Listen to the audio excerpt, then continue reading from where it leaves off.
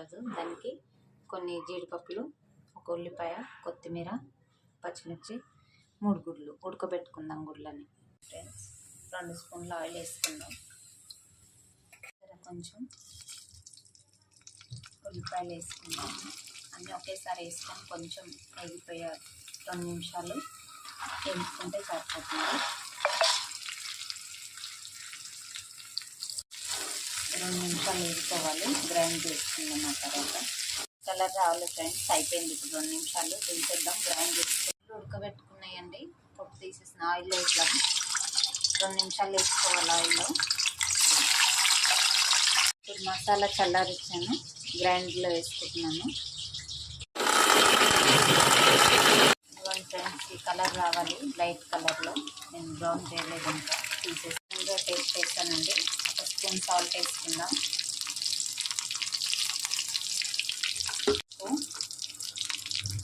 సాజీరా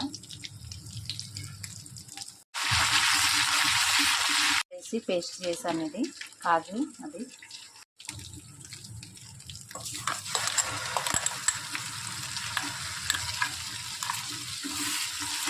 మొత్తం కలుపుకుందాం. 2 నిమిషాలు వేయాలండి. మొత్తం ఆయిల్ పైకి వచ్చే వరకు కలపాలి.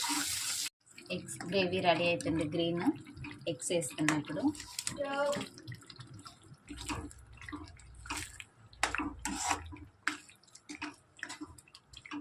ఆపేసుకుందాం. స్టవ్ అయిపోయింది. గ్రీన్ ఎగ్ కర్రీ రెడీ అయిపోయింది. చూడండి ఫ్రెండ్స్, గ్రేవీ ఎలా అయిందో. గ్రీన్ ఎగ్ కర్రీ రెడీ చేశాను ఫ్రెండ్స్. ఇప్పుడు టేస్ట్ చేయబోతున్నా నేను. చూడండి.